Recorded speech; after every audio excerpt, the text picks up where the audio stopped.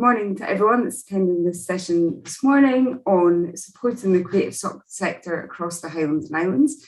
I'm Claire English. I'm very happy to be chairing this meeting, and I work as Funding and Partnerships Manager for WASPs, which, for anyone wondering, stands for Workshop and Artist Studio Provision Scotland.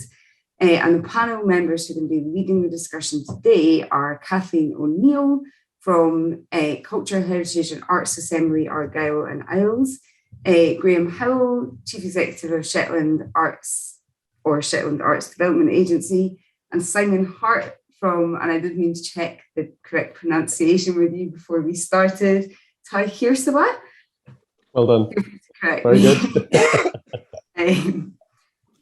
Okay, so I'll just give a brief introduction to what we're kind of hoping to chat about in the seminar, and then I'll hand over to the panelists. So imagine, as a number of people joining the session today are aware, within Highland region, the particular geographic or socio-economic circumstances of communities and places can massively vary. So we wanted to use this session to discuss what place our key cultural organisations can play within supporting both the communities in which they're based, but also the wider creative sector, locally, regionally, and nationally. And then maybe, if we have time within that, what's the role of collaboration between those local and regional organisations and national bodies? So I'm just going to introduce, so we're very honoured to have an extremely experienced panel presenting key cultural organisations. And I think most of you, from both a kind of national and international perspective, but very much rooted in and born out of the communities in which you're physically based. So I'll go in alphabetical order, and I'll just ask you to introduce yourselves and your organisations, and maybe say a few words about your organisation and its role within your community and the cultural sector. So go in alphabetical order in terms of organisation, and start with Kathleen. Thank you, Claire. I'm Kathleen O'Neill, and I am the Director of the Culture, Heritage and Arts Assembly, Argyll and Isles, otherwise known as Charts. And we were born out of the place partnership between Argyll and Bute Council and Creative Scotland in 2019 to support, promote and connect the arts, heritage and placemaking sectors of Argyll, mainland Argyll and the islands in Argyll, of which we have 23. This is a massive task. It's a massively ambitious organisation, and we are digital facing, which helps. We have an infrastructure, however, on the ground, which is critical to our existence, and our infrastructure is underpinned by around 15 representatives on mainland and islands who either are leading venues, or leaders in their field, or representing stakeholder organisations, or who are professional artists themselves. And they're representative of each local council area, because clearly our relationship with the local authority and the expertise we can draw from them, the support we can get from them for the sector is massively important to us. So we're working with the local authority in a very strategic way as well. And we continue to be supported by Creative Scotland. On top of that infrastructure and a digital team who live nationally and regionally, including, as well as that, we also have working groups attached to our services. So for any project or programme we deliver, we have a strategic working group of people, individuals who can be on the ground. So we're working in a very, very hybrid fashion, if you like.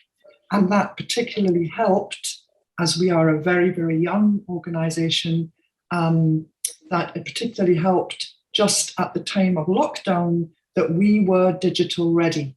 And because we were digital ready in setting up our governance structures for such a large geographic area, we attracted very, very quickly a few very key partnerships to our development, with Bord na Gaelic running national awards programmes for Gaelic artists and partnerships. We continued with our awards programmes with BACMA, and we continued a webinar series to support our members moving all our programming online and attracting between 60 and 100 members to different themed topics about arts and culture, and basically supporting our members holistically. We have more than 500 members now, and 30% of our membership grew across the lockdown period. We grew 30% up, so that was quite remarkable. So how do we make impacts then if we're this thing? Well, our impacts are basically dependent on a cyclical process. So we listen to our members and stakeholders, and they can be organizations or individuals. We listen, first of all. We co-design projects and services based on what we learn our memberships across arts and heritage need. We fundraise, we deliver, we evaluate, and we go back to listening. So when we make funding applications based on need, we can evidence that work, and we work together with people. And I like to think now, and I can honestly see it, that with charts, nothing ever happens in isolation. So you've always got several people involved in decision-making and supporting one thing. And for me, actually, I was thinking about this presentation. To call myself director feels a bit odd, because actually I oversee and I connect and I introduce, but there's a lot of people involved in the direction because it's a cooperative kind of organisation. So I'd just like to start with that. What our members say they need right now and what we're delivering. Well, this is a lot to do with pandemic recovery. It's a lot to do with confidence building. It's a lot to do with building audiences. We are growing our Gaelic programme, and we'll have a Gaelic culture officer for our Highland Butte, hopefully in place in August with the support of Board na Gaelic. We are building audiences to support our many, many members who are dependent on the tourism and the economic impact of tourism in our Highland Butte. We are developing youth heritage engagement and mentorships for young people, youth ambassadorships, because in our Highland Butte, the demographics are particularly terrifying in relation to our cultural sector. And we continue with our awards programs and building place building initiatives. So we're working on a lot of fronts in a lot of different ways, but certainly our connectivity has been hugely helped by just being a digital facing body. So that's us in a nutshell. I'm 3 years old, I'm not doing badly. So I'll just pass on to Graham from Shetland Arts. And I think what's really interesting, what you're talking about, so is obviously you're very network based without a kind of long heritage of a physical building that people go to, which is quite different to our other two panelists. And I was interested that you mentioned the issue of demographic and engaging with young people, because I imagine that's something that all Highland-based arts organisations have to grapple with. And I think maybe it's an important point in terms of kind of connecting back what we're doing in culture to how it has a wider impact and meaning for the region. So I'll pass over to you, Graham. I'm sure you've got lots to say about it. Thank you, Claire. Yeah, I'll just give you a quick introduction to what Shetland Arts is. So we're a multi-art form, multi-venue development agency. We own and run a venue called Mariel, which opened in 2012. It's got 2 cinema screens, a performance space, which you can see behind me. That's a picture from one of our Hogmanay events. It's got a recording studio, education facilities. We have about 50 students registered with us. We work under contract from Shetland UHI, delivering courses in the creative industries from vocational pathways through to master's courses. We also own and run a facility called Bon Hoga, which is a craft space in the middle of Shetland with a cafe and a retail space. We run but don't own the Garrison Theatre in Lerwick. Pre-pandemic, we used to run a contemporary craft shop down at Sunborough Airport that provided a great outlet for the contemporary craft scene in Shetland. And we own artists' residence over in Scalloway, which is currently run on our behalf by Claire and her colleagues at WASPs. And we have responsibility for the delivery and development of arts and culture across the whole of Shetland. And like many colleagues in the Highlands and Islands, that's an interesting challenge in its own right. I mean, for us to deliver a project in Unst, the UK's most northerly community, is the equivalent of an arts organisation in Birmingham delivering a project on the west coast of Wales, which is obviously daft, but that's the responsibility we have. As an organisation, we work to social impacts. So we have 6 social impacts that we try and deliver. And underneath that, there's about 55 different project strands, everything from youth arts to formal and informal education, arts and wellbeing, programming, sector support. We're also very heavily involved in the Islands deal. So we're currently sitting on 2 Islands deal projects, which is the Creative and Islands Wellbeing strand, and we sit as part of the NAB project team, and we're responsible for so the NAB project's a big housing development, but we're responsible for the delivery of a creative hub within that housing development and for the public art strategy across the whole of that site and facility. I mainly see us in terms of our civic role and our placemaking role. The importance that we have in Shetland became apparent through the pandemic. We ended up supporting over 200 individual artists that were connected to or lived in Shetland through funding or through engaging with their projects and helping make their projects happen through the pandemic. So yeah, there's probably an awful lot more I should say about us, but that's it. Oh, the other thing that's probably worth bearing in mind as this conversation goes on, we're primarily a commercial organisation, so only about 30% of our income comes through funding, and the rest of it has to be traded for, and we turn over about £2.5 million a year. So it's a great challenge. It's good fun, but that's it. It's really interesting reading the stuff that comes up because it gets all your stutters as well. It's brilliant. Anyway, that's me. Thank you, Graham. And I'm glad you ended on that, because that was something I was going to raise about the difference between our organisations, is that we all have quite different funding models. And obviously for most cultural organisations, that is the biggest challenge, is how do you make culture accessible, support artists and survive? And I'd be interested to hear from you, Simon, about your organisation and how you cope with these things. Hello, Claire. Thank you. I'm Simon Hutt. I'm the Director of Business and Development at Tikersavik Museum and Arts Centre. Tikersavik is Gaelic for Big House. The organisation was created as a trust 25 years ago, next year. And I think the impulse for the creation of Tikersavik came from the local community. The US Arts Association and our local Common Equity, our local historic society, came together and formed this separate entity, Tikersavik. They wanted to then build an arts centre, and that was completed in 1995.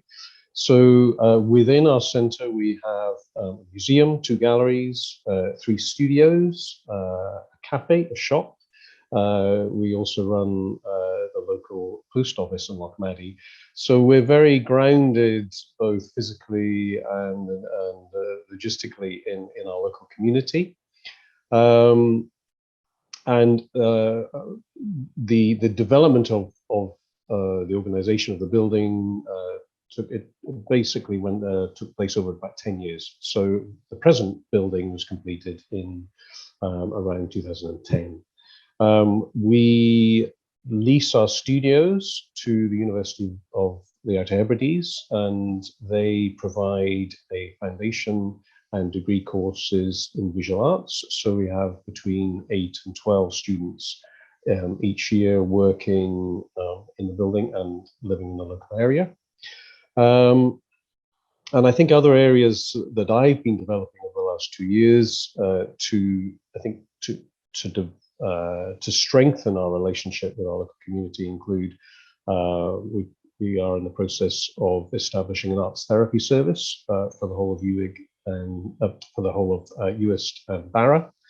We've also had some very successful placements, both with Kickstart and developing the young workforce.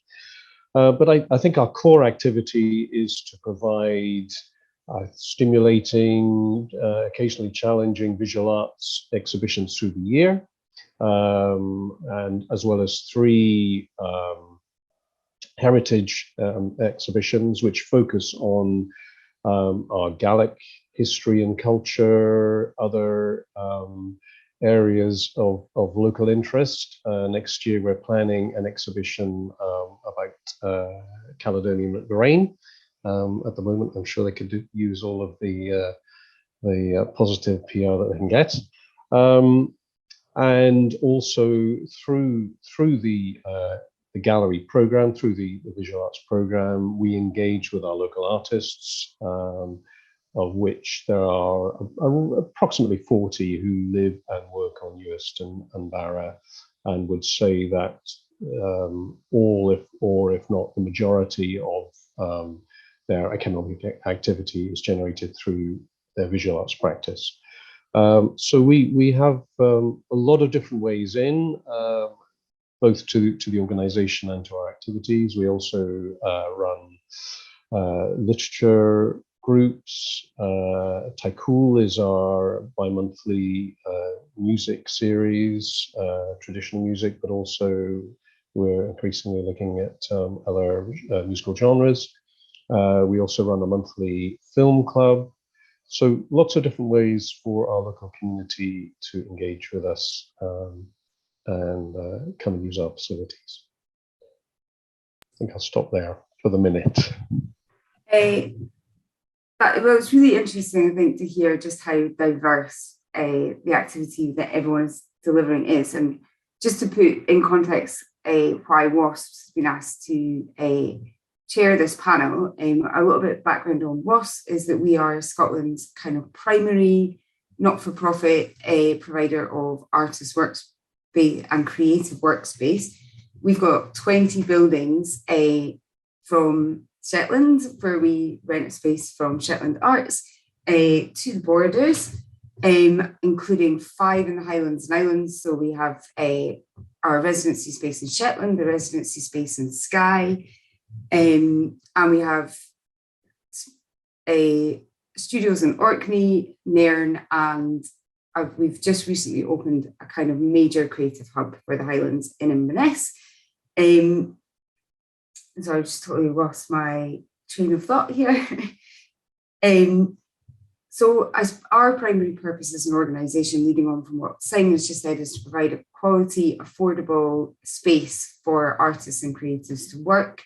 But more than just provide space, we try to provide the support and the opportunities that our tenants need to make their careers sustainable and potentially go on to exhibit or in places like Tai Hirsva. But I think what was interesting when I was thinking about this panel, and maybe talk about a bit more, is the fact that although WASP does occupy buildings and they're quite locally focused, we also occupy a space as a network of a big creative network, and Scotland's largest creative community, based on Creative Scotland's Creative Scotland report. So I think maybe one of the challenges for us during the pandemic was that we were a building-based organisation whose main source of income is rent. We had to close all our buildings and work out how we supported all our tenants who'd also potentially lost all their income, because if they had exhibitions planned or did physical workshops, and then how we actually survived as an organisation, because buildings need paid for whether there's anyone in them or not. So I was just thinking in terms of, although it is nice to look forward, and I think there's loads of opportunities on the horizon, I think it's impossible really to look towards the next 3 years without looking back on the 3 years that have just passed, with a real protracted period of uncertainty and challenges from everything from the pandemic to leaving the EU to of inflation and rising operational costs now. And feel free, panelists, to kind of interrupt and ask questions, but it'd just be good to hear your thoughts on, maybe what your organisation is coming out of and how you've adapted and what you are doing next. Okay, are we staying in alphabetical order, Claire, then? Yeah, and feel free to interact. Yeah. Well, for charts, as I mentioned, the whole lockdown period and since since restrictions have lifted has been a massive development time for us, and a very intense development time where we were probably more active than we ever really anticipated we would be at that point. For us, it's important to continue to be this hybrid institution and to support other people with their micro networks and localities, making new introductions to harness that, and to support other venues to deliver. But certainly the close nature of our network means that we do actually operate extremely closely. And looking forward, we'll be building on all of that development that we learned during lockdown, that we learned from. And also, I have to say that our members were also given a space to develop their own areas of work and to consider things further. So we're also seeing new work emerging through people having that time to process their work, the situation, and what they'd like to do next. So I think there's a lot of innovation coming out of Argyll and Bute. And certainly there was a lot of innovative work delivered, even with social distancing measures. So I think we build on that. And for us, I think a pivotal thing, and what we've seen most of all, is a drain on confidence and energy in some parts of the area, and certainly in relation to our younger people. And when I say younger people, I'm referring to secondary school and under 30s age group, that there's been a kind of a tangible decline in confidence. So we're hoping that our youth ambassadorship program and our apprenticeship and trainee programs and paid opportunities that we're trying to put in that direction will actually help that.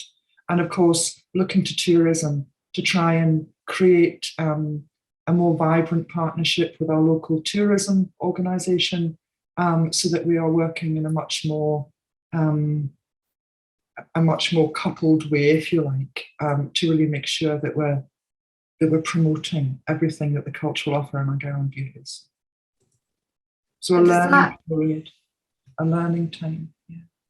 Sorry, so I just wondered if that kind of reflects your experience or the challenges that you feel, or opportunities that you feel in your different parts of the Highlands. Graham and Simon have. Yeah, and it's interesting listening to what Catherine's saying. I think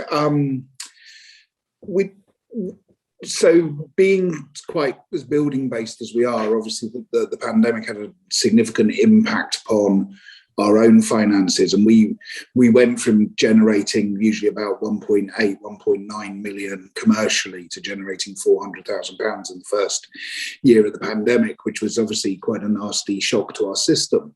But what I think was really interesting, particularly Creative Scotland, but also Shetland Islands Council, and how the COVID support kicked in, and then what that enabled us to do in terms of supporting the sector. So we were quite successful in raising various bits of money through various applications, and then because of the furlough scheme, we were able to punt a lot of that money straight out into the sector. So we went from being an organisation that was perhaps more a receiving house to commissioning a significant amount of work, and that, from workshops through to performance pieces through to craft pieces that we're now selling commercially.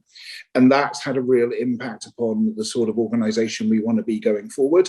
When the priority changed from maybe the quality of the art or the quality of the experience to making sure people could pay their bills, making sure that we could get money into people's hands, some of the ideas that have come forward have been brilliant. They're things we would never have ever thought to try and commission. And I think there's something really interesting about, like art to me is often about failing. You need to be at the edges and failing, whereas art's bureaucracy rarely has the room to fail. So I think that there's a kind of really interesting tension there that COVID's really brought forward in terms of our strategic thinking and our strategic planning. I hope Simon doesn't mind me referencing this, but one of the things we did through the lockdown was myself, Simon, colleagues in Anmanter and colleagues from Orkney, from Neil from the Pier, because we were all working on the Islands deal, we started meeting up fortnightly. And that became a really important network for me, for us all to sit there and go, what are we doing about this? What are we doing about that? As well as trying to progress creativity and culture within the Islands deal, the Islands growth deal, which we've done very successfully. I mean, around 10% of the Islands growth deal is now on creativity and culture, and I think that's a real achievement. So it's been a weird time because there's been that intense. How do we support the staff team? How do we support the sector? How do we keep people focused and going? And then we've also we've been looking very much to that future. What are we coming out of? And so been an interesting time, I think, Claire, is probably what I will say. Yeah, I would agree with that. I think as a gallery, in some ways we were fortunate, although the first lockdown, of course, we had to close our cafe, but the gallery stayed open, and also the post office as an essential service. And I think what that did for our local community in a psychological sense was that unlike colleagues and friends who run theatres, in Edinburgh and Glasgow, when people did not come through the door for 18 months, our local community, even if they were just coming to the post office, was still in the habit of using the building. And I think then the transition back to a more, in quotes, normal environment over this last few months, in terms of people returning to use the cafe as a place to meet friends, to be social. I think that transition has been a lot easier than I've certainly heard friends and colleagues have had to deal with in the Central Belt. And I think I would say that our lockdown, again, yes, it was very challenging, but I think our role in helping focus our local visual arts community and support them, particularly in terms of the sale of their work online. And I think for many of our locally based artists, that has been a silver lining. That although most of them, actually not all of them, but most of them already had websites to promote their work, I think many of them are now much more at ease in terms of just selling the work online. I think I would say the majority of them hadn't really put a toe in that particular water before COVID. So that there have been positive things which come out of a very difficult situation. I mean, also personally, I moved up here the June after the lockdown, and I think having that year when things were relatively quiet was very useful for me. It gave me an opportunity to really get to know the organisation. We also have a very strong team. I think that's another thing which has helped us weather this storm really well. Strong team. We don't rely very much on seasonal work through the summer. All of our staff, all our senior staff, have lived and worked on North Uist for many years. Many of them were born and bred here. So I think they also have a real commitment to the organisation, to the building, and also they have also assisted in re-energizing that relationship with our local community in a day-to-day way. I know that at WASP we've kind of known for a long time that the additional support that we provided to our creative tenants was really important, and I think a lot of the kind of added benefit of having a WASP studio, but definitely sharpened our focus when we couldn't help people in their studios individually. And I think it led to a lot of new initiatives through online support, and even coming back into having physical exhibitions, kind of rejuvenated what we can do in a way, and helped us think differently about how we can really support those communities. And I think I was listening yesterday to the seminar on understanding your value, or measuring your value in the creative sector.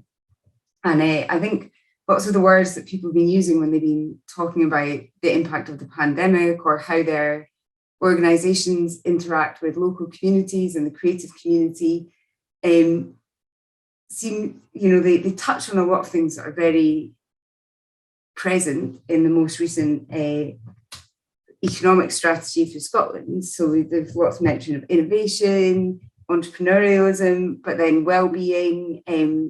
Simon, you were talking about starting arts therapy, and the psychology of young people, and how you're trying to kind of use culture to encourage more young people to be confident and happy, but also maybe stay in their areas.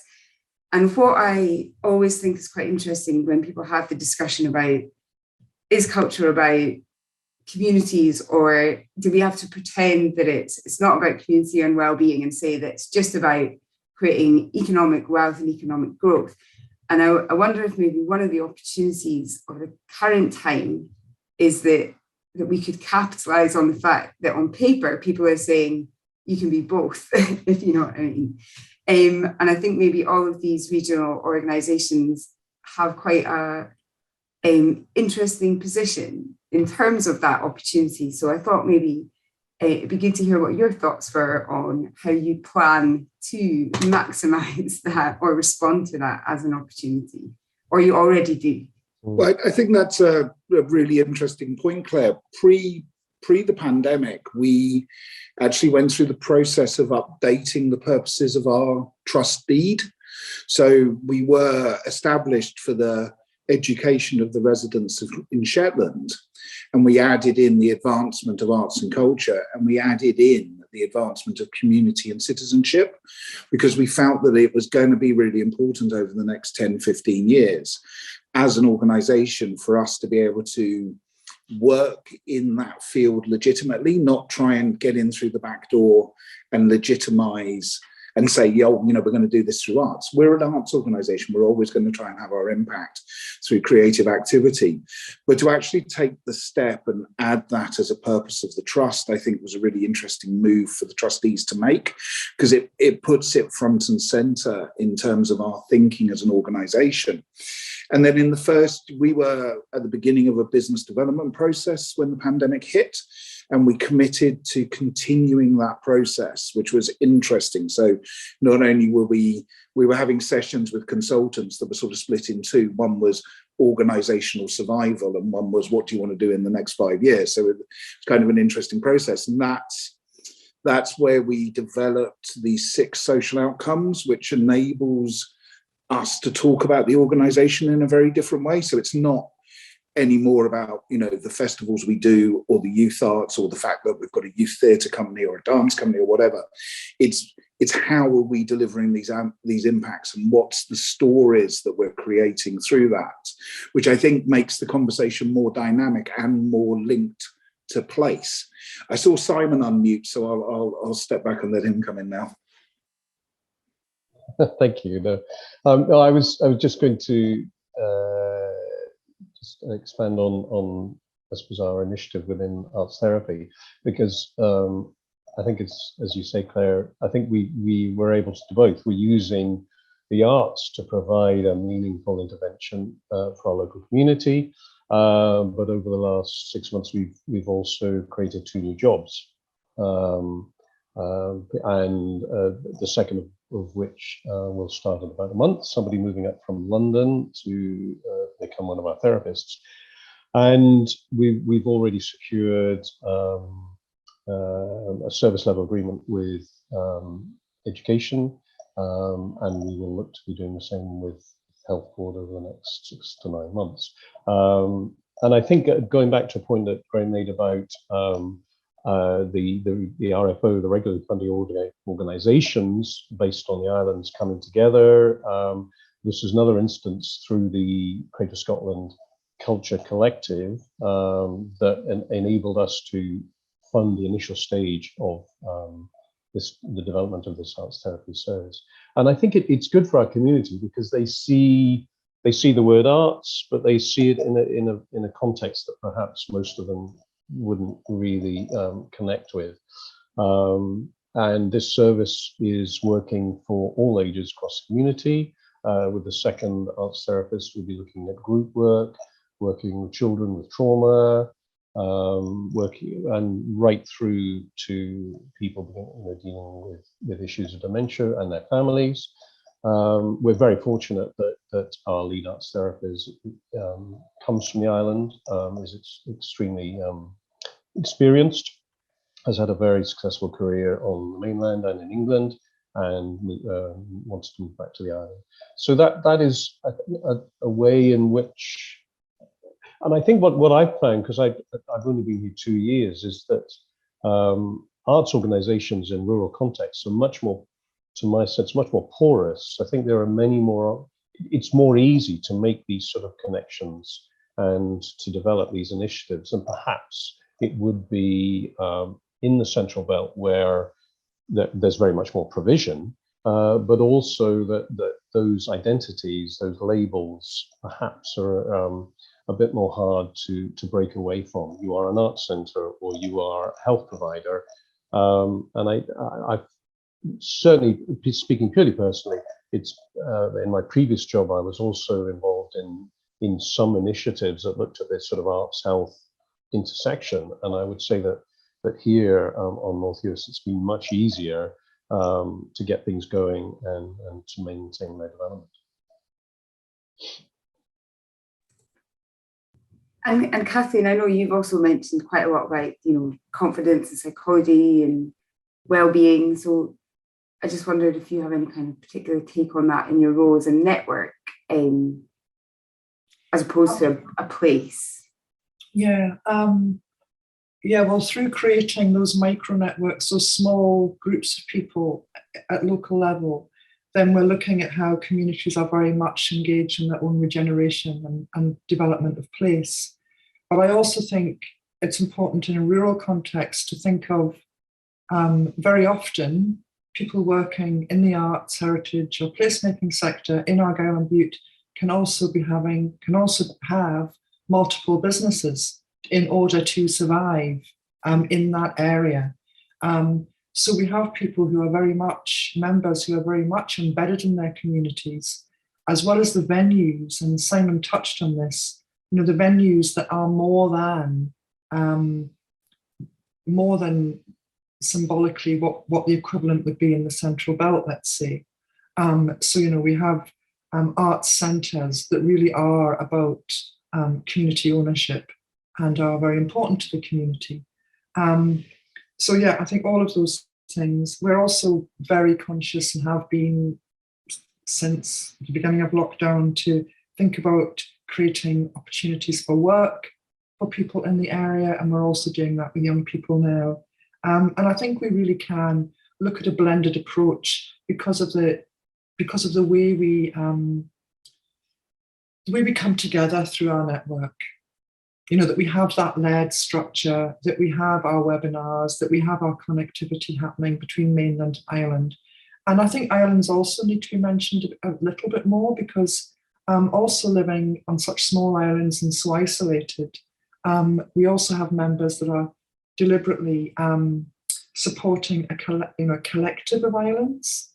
And we're looking at how we can support them, because notably, and through our webinars and the information that was coming to us, we are very aware that for some of those islands, and I don't know how it was for yourselves, but some of those islands were locked down before the mainland UK and were very, very vulnerable within that period, in some ways more so. So I think there's a bit of recovery, but there's also a lot of people-led consultation to have. And as many people are, and you'll have heard of it, we're also involved in supporting the Remembering Together COVID Memorial national commissioning, and we're looking to see what more evidence we'll get of need there. But in the meantime, working with tourism partners, working with community learning and development, schools, and also Simon mentioned developing young workforce, work coaches, to see what we can do. But I think you cannot sometimes disassociate the artist from the cultural development and as part of the community themselves. Yeah, and so I think what I was just thinking when everyone was talking there is that because I think these kind of regionally based cultural organisations are, I mean, if you were looking at it from a community development approach, you would call you as anchor organisations. But there's a kind of traditional history of arts organisations in the cultural sector seeing themselves maybe as separate to that, when I think in reality they are 100% the centre of many communities. So I guess maybe it'd be interesting to think in terms of, do you think that's an opportunity, and do you think that's what all arts organisations should be striving towards? Or do you feel that there's like a need in terms of creative development or cultural development that maybe gets sacrificed if you have too much community focus, or that there's a bigger push? So maybe on both fronts, what would you see as the key things that you feel your creative community needs in terms of its place in your community? That's a very complicated question. It's a wonderfully complicated question, but I'm sure the answer is equally complicated. I don't know if starting from the creative community is quite the right point, because as the point Kathleen was making is that the creatives in our community are part of the community. So, I think there's an interesting kind of almost step back we need to take. The Gulbenkian Foundation did a really interesting bit of research in 2018, 2019 on the civic role of arts organisations, which we were involved in at the edges. And I thought that was a really interesting attempt to start looking at what else do we do. So one of the things that, lockdown brought to light for me was someone said to me, when's Maril reopening? He's split up from his wife, and it's where he takes his son on a Saturday morning to go to the cinema. And the fact that we weren't open was a challenge to him. And I think what Ty Kursava and what Simon's achieved is this incredible facility that is absolutely key to that community because of the diversity of services it offers. And I think there's really, we almost need to sort of step back and think about what's for the good of the community. And I passionately believe arts and creativity are absolutely embedded in that conversation about what's for the good of the community, but also providing a space for people to meet with support workers, providing a space which is non-judgmental, providing a space that is open. So I think there's a lot there. And I don't think necessarily divorcing the arts from the civic role is the right approach. I think it's an integrated thing. And I'm not accusing you of doing that, Claire, I apologize. No, well, I was going to say, I completely agree, but I know that in the past, maybe because that's so how where my mindset is, I think other people have said, but, we need to kind of protect I think they have felt there's a tension, if that makes sense. And I just wondered if that's something that you have experienced or. Absolutely. I think there is a tension. I think Shetland Arts has got an artistic agenda, a social agenda, and a financial agenda, and all three of those things live in conflict with each other. But that's the challenge. That's the fun. That's where it gets entertaining. I look at colleagues in extremely well-funded organisations, and I'm not that jealous of them because their jobs are relatively straightforward and easy. Trying to get, one of the things I say, which is probably a little tragic, is the only way I know I'm getting it right in Shetland is that everyone moans at me. We're not doing enough for this art form. We're not doing enough for this group. We're not doing enough for these people. And I think if ever it got to a point where someone said to me, oh no, you're absolutely doing enough for whatever, I'd be right, we've overinvested in that sector and we need to step back. But I think it is difficult and it is challenging, and that's why I do it.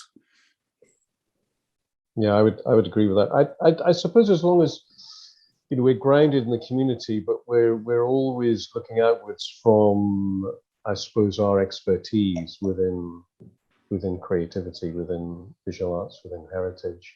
I think one area that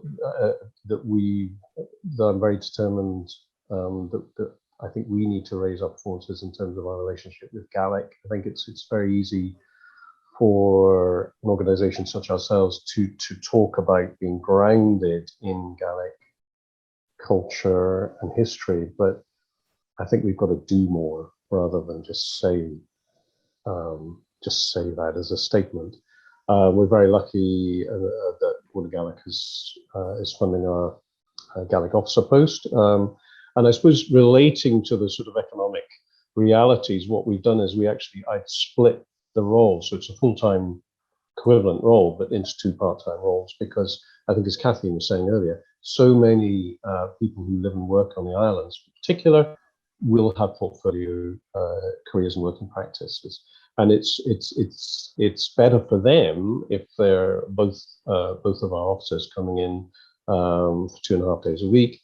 I think it's also good for the organisation as well. It makes us more flexible. We're getting two different viewpoints about a particular issue rather than one, and I think it's a model that I've used in some of the other jobs we've created.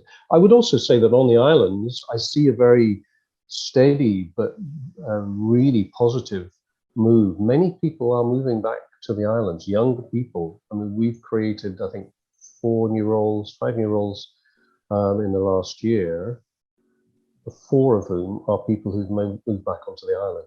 They've all had some pre-existing connection with the island, either through family or having, gone to school on the island, moved away for university, career development, and then come back.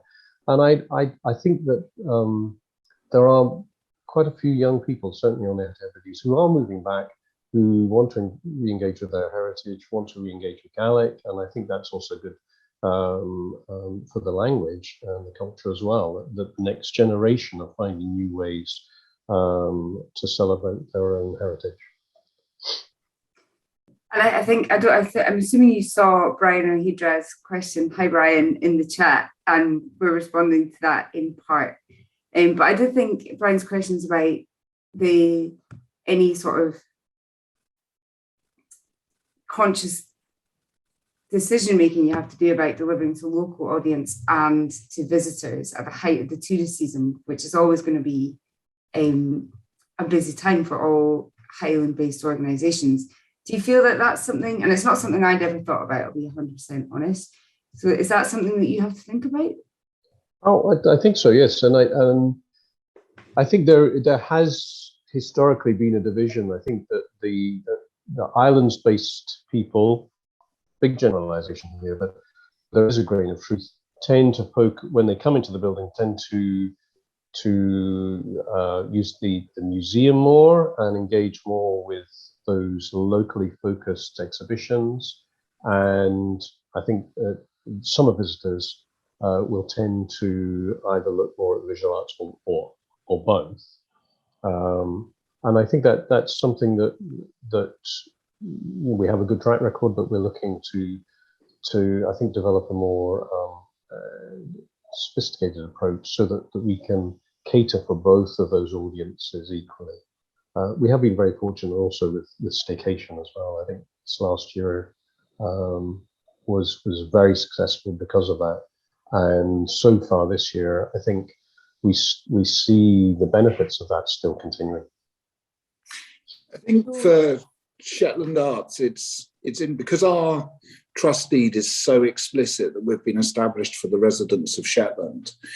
So our charitable activity needs to be focused in that direction, but it's then how you go on to interpret that. So we've, this year, we were planning this pre-pandemic, but we only managed to get around to it this year. This year we've launched 2 locally made films, absolutely targeted at the tourist market, but that's a commercial agenda. So those films are being screened every day in Mariel. and we're promoting those to the cruise ships and to independent travellers. But obviously, how it's supported the residents of Shetland is that we've commissioned local filmmakers, we've commissioned local groups to make these films. So it's about finding ways of celebrating and promoting the Shetland cultural tradition, and whether that's through the Shetlandic language, or whether that's through the arts and culture, or whether that's simply just through managing to find employment for creatives in Shetland, and then looking at how we can maximise the income from the tourist market. So another thing we do is run a summer school. We run a folk summer school, which is, it's not for, Shetlanders can come on it, but it's not aimed at Shetlanders. It's aimed at people who are going to come here as tourists. We have that very clear division in our heads about what is subsidised and what is not subsidised. And I think it leads quite nicely. So we've only got about 8 minutes left. But one of the things that I think is obviously been apparent from this discussion is that Shetland Arts and Taiki are very well established, long-standing organisations with a diverse income model. And obviously, Kathleen, you're very experienced, but you're currently overseeing quite a new organisation that is fully funded and working on a cyclical basis of building a new network. And I guess what I thought for all of you as experienced people is, if you were trying to encourage, so I feel that the future of the creative sector in the Highlands is just for more people to do more things and take more chances and collaborate with each other and make new work. So if you were trying to encourage someone who didn't have that kind of steady historical backing and a history and reputation to start something, what would your piece of advice be in terms of trying to make it work or successfully fail? I didn't tell you I was going to ask that question. I would say just thought that partnerships. If you want to get something going, get out there, meet your local partners, meet your national partners. I think the pandemic has, the fact that Simon and I meet once a fortnight, met digitally, only met in the real world a couple of months ago, but have got a relationship and a bond, I think is a real benefit of the pandemic. So I would say, if you're launching anything, reach out to everyone, sit down with them, talk to them, and that's how you'll be seen as a key element of the future of the community. I would echo that as well. I think in many ways Charts has been a matchmaking organisation, and that's where we can benefit people most, by having that overview and introducing people to one another in all sorts of ways. So yeah, that would be my answer, Claire, to connectivity. Thank you. Definitely, and I think also moving out to the edge of Europe, there's lots of space. Stretch your eyes, stretch your mind. There are challenges, but there are so many opportunities to create successful working practice. And I think all of us in the creative arts in different ways, we have got to where we are partly through initiative, hard work, and I often that start there and then see how it goes. And then just for the final 5 minutes, I thought, just thinking about reflecting on the past and looking to the future, on an aspirational level, what would you like to see happen to encourage a supported and flourishing and really connected cultural sector in the Highlands and Islands that could then reach out beyond, which I think is critical? Any thoughts? I think, I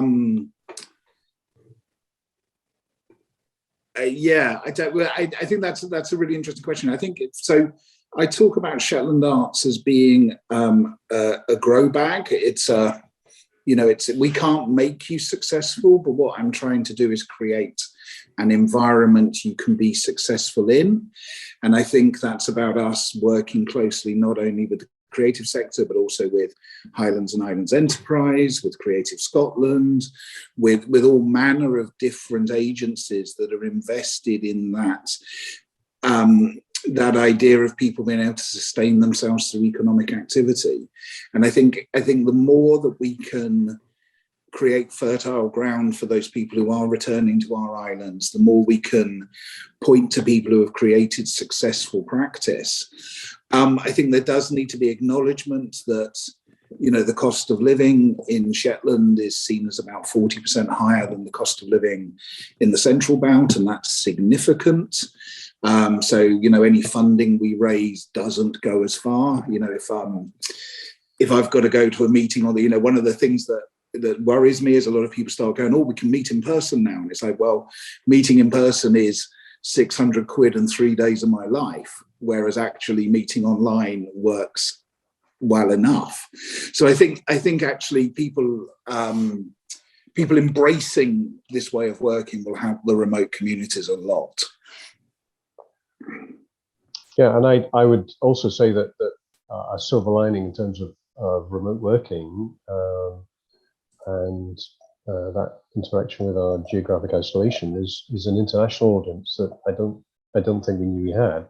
Early on in lockdown, we started moving our exhibition openings completely online, and then suddenly there's a worldwide audience who have most of whom have stayed with us as well. So I there are opportunities, and I think there's so much great work going on. I think again it's about connectivity, and I think if there's one thing that I've found over the last 2 years is that because we have been physically isolated, we have reached out a lot more and found out about each other's organisations and what they do, and how then perhaps we can work together in the future.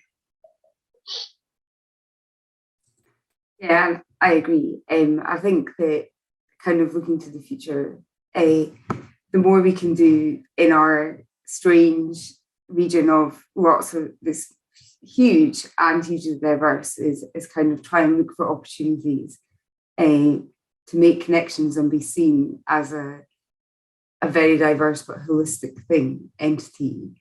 And that hopefully the lessons that we've learned over the last 3 years have actually improved our chances of doing that successfully. I don't know if that is a reasonable way to end, if anyone has anything to add. Well, apart from that, I could just say thanks to everyone for coming along and taking part. It's been really interesting to have this discussion. It's something I've actually wanted to chat about for a long time. And thank you so much for taking the time out of your day to listen or take part. And I hopefully see you in real life at some point in the future.